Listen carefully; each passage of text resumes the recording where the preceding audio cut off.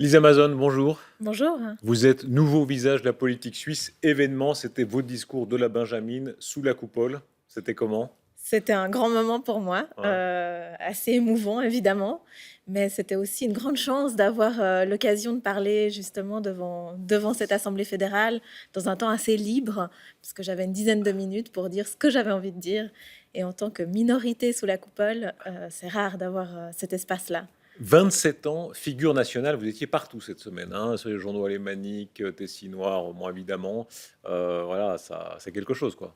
Oui, c'est quelque chose, ça fait déjà quelques semaines en fait Hein. que tout à coup tout s'est accéléré. Depuis mon élection, depuis qu'on a su que j'étais la Benjamine, il y a eu un intérêt que j'avais pas prévu en fait. Mais voilà, pourquoi pas.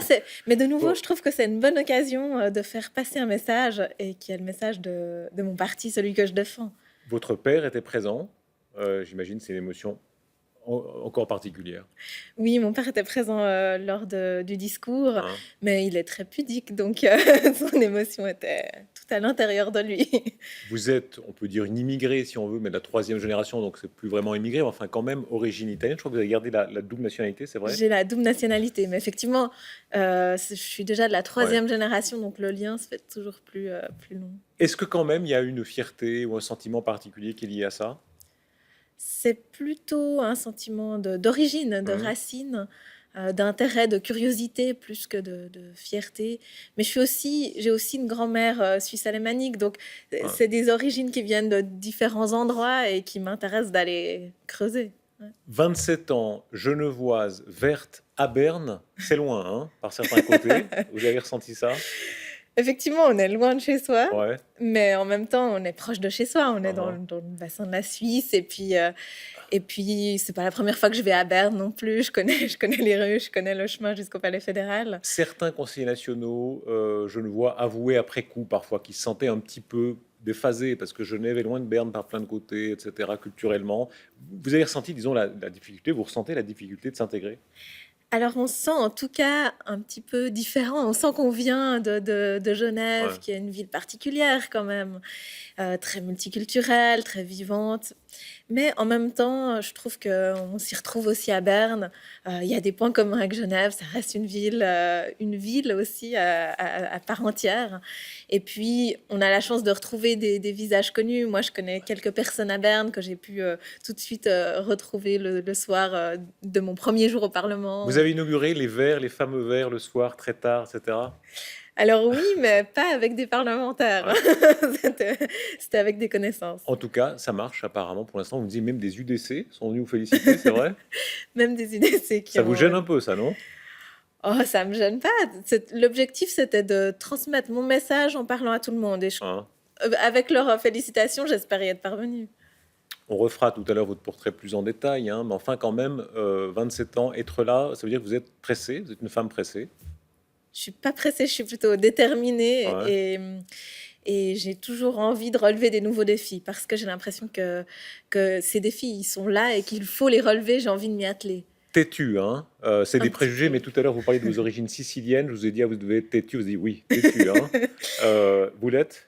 Je suis un petit peu têtue, je suis un peu butée, mais Hein. C'est une qualité? je pense qu'en politique, c'est une qualité, oui, effectivement. Je dirais que ça c'est pas déconnecté de mes convictions. Ouais. Si je suis comme ça, c'est parce que je suis convaincue de ce que je défends. Femme ou homme d'ailleurs, il y a des modèles pour vous en politique? Je suis pas tellement une personne qui fonctionne avec des modèles. Il y a des personnes qui m'ont marquée, qui m'ont accompagnée dans mon parcours. Hein. Mais Qui par par contre, exemple? je pense au niveau genevois, quelqu'un comme Fabienne Bugnon, Ouais. qui est donc une politicienne genevoise qui m'a beaucoup accompagnée.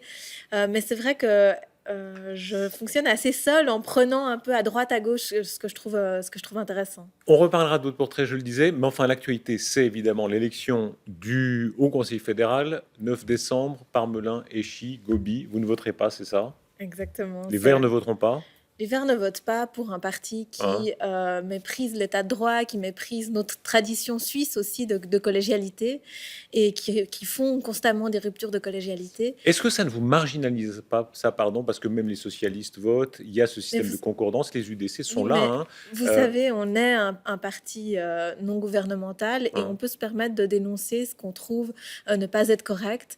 Et en l'occurrence, bien sûr qu'on a un système de concordance, mais c'est un système de concordance politique. Et quand on a des personnes qui ne jouent pas le jeu de la concordance politique et qui vont dénoncer des conventions des droits humains et Hmm. autres, V- on ne peut pas l'accepter. Vos cousins socialistes, on peut dire vos cousins, Vous les appelez comme vous voulez, nos cousines. comment, Allons-y. comment vous les jugez sur le fait que eux critiquent à l'année longue l'UDC, mais au moment du vote, voilà, tout le monde partage le même gâteau, si on veut, hein. Il y a cette concordance qui fait que ils élisent des UDC. Ça vous surprend? C'est leur ligne, je la respecte. Oh, c'est de la langue de bois, ça, pur.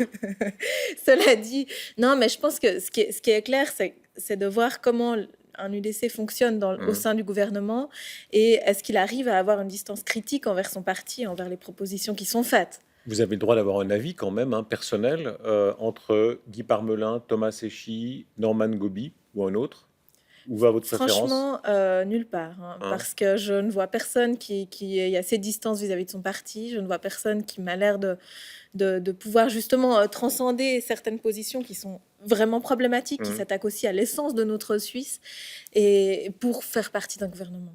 Vous vous sentez très minoritaire parce que vous avez un discours très dur sur l'UDC, mais enfin, c'est le parti qui a gagné, en tout cas, qui a eu le plus grande progression des élections, premier parti de Suisse. Voilà, vous êtes loin, d'une certaine manière, de ça.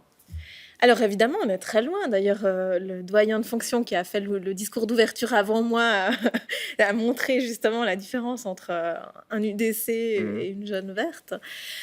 Mais je dirais qu'on est loin, mais on représente quelque chose qui existe dans la Suisse et qui doit se faire entendre, hein. Mais qui a reculé aux élections, hein. Les Verts ont eu des résultats décevants. Oui, effectivement, c'était décevant. Cela dit, je pense qu'on vit dans un contexte de repli, de repli conservateur, Mhm. conservateur économique. Et moi, en tant que jeune femme, j'ai aussi envie de porter des espoirs et des ambitions. L'élection au Conseil fédéral, ce sera de toute façon un événement, hein. C'est nos stars en politique, les 7 conseillers Mhm. fédéraux. Il y en a qui vous ont marqué dans le passé. Vous disiez pas de modèle, d'accord, mais voilà, on a nos générations de conseillers fédéraux. Qui vous a vraiment impressionné, en bien ou en mal d'ailleurs? Bah, je dirais la première personne qui me vient à l'esprit, c'est Ruth Dreyfus, Ouais. comme femme socialiste au Conseil fédéral. Et c'est vrai que je me souviens qu'on suivait à la maison son élection et que Uhum. c'était un grand événement. Vous dites que vous êtes féministe, par exemple? Oui, Ouais. ouais. Il y a beaucoup à faire dans ce domaine-là. Bah oui, si vous regardez au Parlement, là encore, et que vous comptez, je suis clairement là encore minoritaire. Et on a du travail à faire. On a du travail à faire en politique, mais pour le rendre possible, il Ouais. faut qu'on change le cadre de notre société. Au cours de cette semaine, au 19-30, on aura évoqué les différences de salaire qui Ouais, restent très considérables, hein, à peu près 1000 francs, hein, en ouais. moyenne, homme-femme. Ça paraît étonnant dans un pays comme la Suisse, riche, société sophistiquée. Il y a encore cette résistance à l'égalité des chances. Comment vous l'expliquez? Moi, je pense qu'on est une société qui reste assez conservatrice, hein, Uhum. d'un point de vue des mœurs. On peut le voir avec des questions comme le mariage pour tous ou l'adoption par les couples homosexuels, où on a de la peine encore à aller de l'avant. Et de la même manière, sur les questions féministes, on voit que on doit un peu casser certains modèles qui nous hantent. Ouais. Le machisme, vous l'avez vécu, subi Au sein de la politique, cer- partout? partout, partout, tout le temps. Non, non, non. Certainement qu'en politique, il y a des attitudes qu'on pourrait qualifier de machistes, Uhum. et certainement qu'on a du travail à faire. Mais je pense qu'on a aussi, en tant que femme en politique, un rôle pour donner envie à d'autres femmes de s'engager. Donc on ne doit pas dépeindre un tableau horrible de la situation, mais bien montrer qu'on peut être là, faire entendre sa voix, et on a notre place. Les Amazones, l'événement, c'est évidemment la grande conférence de Paris sur le Mhm. climat, la COP 21. Il y a des grands espoirs. Est-ce que vous les partagez d'abord, hein, sur ces grands espoirs limités à 2 degrés, le réchauffement, le fonds de 100 milliards? Vous y croyez? J'avoue que je n'y crois qu'à moitié. Je pense que les conditions sont réunies. Hmm. On a tous, toutes et tous autour de la planète à peu près pris conscience de l'enjeu et de l'urgence. Mais maintenant, il faut qu'on passe à l'étape suivante, c'est-à-dire vraiment dans les actes et dans la cohérence, s'arrêter sur un accord qui soit contraignant et qui englobe toutes les Voilà. parties. Question super bateau, mais dans Ouais. votre mode de vie, qu'est-ce que vous faites, vous? Ou vous dites, voilà, là, j'agis de manière écologiste. En fait, comme j'ai grandi dans une famille qui était très, très écolo, Uhum. je pense que je ne me dis pas que je fais telle ou telle chose, Ça mais voulait que... dire quoi? Recyclage de Alors, tout? recyclage, Ouais. j'économise l'eau chaude, Faites vraiment attention, ça veut dire quoi, je prends économiser très l'eau peu chaude? l'avion. Ah oui. Ça veut dire que j'en utilise que ce dont j'en ai besoin. Enfin, ouais. Vraiment, parce que beaucoup de gens le disent et le font pas, hein. Vous vous contraignez, vous essayez de moins prendre l'avion, c'est Mais vrai? Mais en fait, vous parlez de contrainte, mais c'est pas une contrainte. Uhum. C'est mon mode de vie. C'est mon mode de vie aussi que j'ai toujours eu, en fait. Et moi, j'y prends aussi du plaisir parce que je fais d'autres choses. Et ces autres choses, elles me font plaisir. Et puis, je vis d'une manière qui me satisfait. Est-ce qu'on devra changer de mode de vie? On entend bien sur la COP21 deux discours, ceux qui disent, voilà, la technique, etc., nous permettra de changer, et ceux qui disent non, on devra décroître, moins produire, moins consommer. Qu'est-ce que vous Je pensez? crois qu'il faut se placer à une échelle globale et à Hein? une échelle mondiale. On voit qu'il y a des pays dont 60% des habitants n'ont pas l'électricité encore aujourd'hui. Donc là, il y a des rééquilibrages à faire. Effectivement, ils vont un petit peu dans les deux sens. Je pense qu'une partie peut être faite par la technologie et qu'il faut l'utiliser. Et puis, je pense qu'on peut aussi influencer évidemment notre mode de vie, qu'on doit le faire, mais que c'est aussi une opportunité de se retrouver en tant que collectivité, de retrouver les liens qui nous unissent les uns aux autres et les façons d'être à petite échelle Hmm. plus solidaires et de fonctionner un petit peu de manière plus rationnelle et efficace. Dans l'échelle, hein, entre les verts très peu verts et puis les fundis, vous vous classez où? Quand il faut balayer avec le curseur, vous dites que vous êtes où? Oh, certainement du côté des fundis. Ah oui, ça se marque comment? Ça se marque comment? Ah, c'est dur à dire. C'est vrai que moi, je suis très verte, Ouais. c'est-à-dire que j'y crois vraiment. J'y crois aussi parce que je pense qu'on est un tout avec notre planète. On est sur notre planète et on n'est pas en dehors, on n'est pas en orbite. Le vélo chez vous, alors le vélo c'est une culture, hein, c'est pas Ouais. seulement aller à vélo, vous êtes co-dirigé Pro Vélo, hein, qui est une organisation, voilà. Il y a toute une culture du vélo que vous représentez. Je l'ai surtout représenté parce que j'étais pendant un temps la porte-parole Hein. de ProVélo à Genève. Et puis c'est vrai que là encore, moi je me déplace à vélo, j'y prends du plaisir. Je pense que c'est aussi un mode de déplacement qui permet des échanges, des sourires. Et ça me Avec un plaît. petit côté anti-voiture, je voyais sur votre CV, hein, je crois que vous avez été dans un comité salon alternatif à salon d'automobile, il y a un député PLR qui dit de vous, pour vous, la voiture ne devrait pas exister. Vous avez un côté vraiment très anti-bagnole, pour dire les choses vulgairement, c'est vrai? Bon, c'est vrai que mes adversaires ont toujours un malin plaisir, enfin toujours un malin plaisir à me dépeindre d'une manière toujours très caricaturale. Ouais. Je pense qu'avant tout, c'est de se poser la question de la rationalité. Est-ce qu'on n'a pas toutes et tous envie de vivre mieux dans nos centres urbains et justement d'améliorer la qualité de vie en diminuant le nombre de bouchons, en diminuant le bruit routier, le danger que ça représente. La vocation verte, c'est venu quand? Vous dites la famille déjà, mais il y a des gens qui sont de famille de gauche, qui viennent de droite et vice-versa, hein, tout est possible. Donc vous avez suivi cette tendance familiale. C'est apparu quand? Euh, je sais pas si c'est apparu à un moment. J'ai fait une grande crise d'adolescence, mais Uhum. ça s'est pas Ah, vous vous êtes exprimé par. révolté. Je me Vous suis vous êtes révolté révoltée. comment? Parce que, je sais pas, j'étais en révolte contre ma famille, Ouais. mais ça ne s'est pas exprimé par un retournement de position. Au contraire, moi, j'ai trouvé que mes parents nous ont beaucoup apporté. J'étais bien dans cette famille et du coup, ça s'est fait plutôt assez naturellement. Beaucoup d'ascendants scientifiques, hein. Alors votre Ouais. famille, c'est assez particulier. Je crois que 4 grands-parents travaillaient au CERN à Genève, hein. Ouais. 3 scientifiques, une secrétaire, c'est ça? Voilà. Comment c'est un milieu aussi lié à une maison? Physicien. Voilà, donc 2 physiciens, un ingénieur. Disons, c'est un milieu rigoureux Ouais. avec une certaine exigence aussi. Mais c'est aussi, en tout cas moi je l'ai vécu comme ça, un milieu dans lequel on sent que que si on s'accroche, si on va au bout des choses, eh ben, on a des résultats et on a envie d'y aller. Il y a peut-être un certain... On retrouve le têtu du début, hein. Exactement, Ah, une certaine détermination qui s'exprime dans la science ou autrement. ouais. Bon, les scientifiques ont une réputation d'être carrés, enfin c'est un lieu commun, mais vous avez ça, Une, réputation d'être carré, quoi, de... non, moi je pense, ah non, je pense pas être carré. Je pense pas qu'ils le sont non plus, parce qu'au Hein. contraire, quand on fait de la physique, vous savez, on s'ouvre sur des univers qui sont beaucoup plus larges, et je pense que on voit le monde un peu autrement. Vous avez fait des études de lettres. Ouais. Français, latin, hein. Latin, c'est plus si courant. Pourquoi le latin? J'avais fait le rattrapage de latin en première année Ouais. d'université, et ça m'a tellement plu que je l'ai pris en branche principale.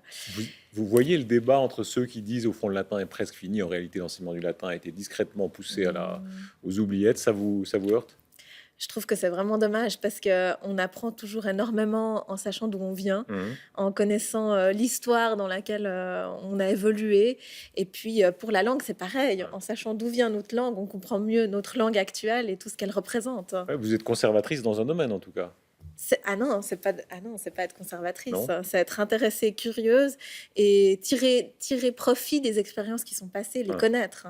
Passion du latin, passion de l'Italie, hein. Ça, c'est votre univers, Oui, oui, notamment, hein. notamment. Mais c'est vrai que le latin, c'est aussi ça, c'est d'aller jusqu'au bout des racines, parce que c'est l'Italie, mais c'est c'est Rome. On parlait de votre père en début d'émission. Avoir ces origines-là, ça, qu'est-ce qui reste? Qu'est-ce qui reste?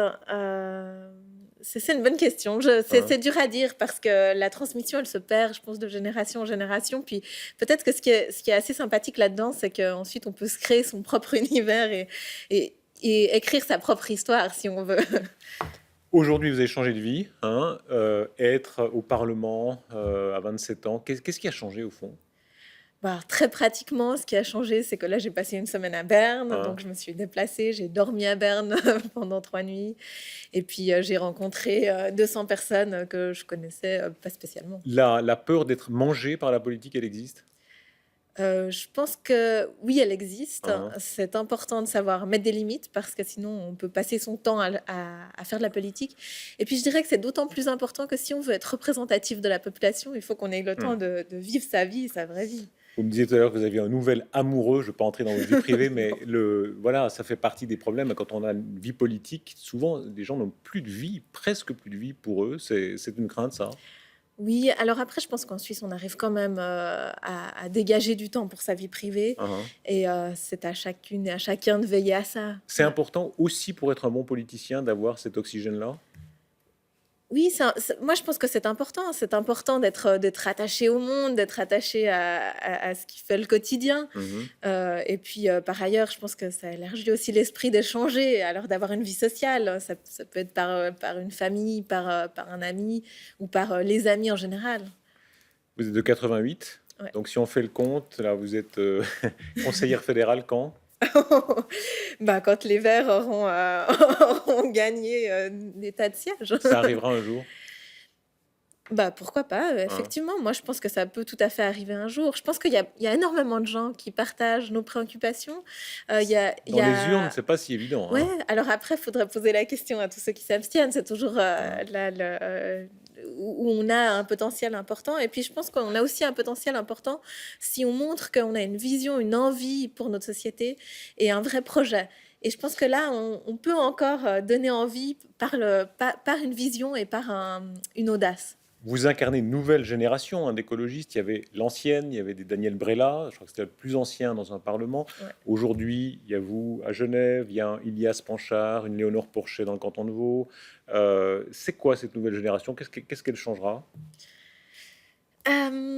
Je pense que c'est une génération qui a envie, enfin, Hein. qui a très envie. C'est une génération qui a du dynamisme, de l'énergie.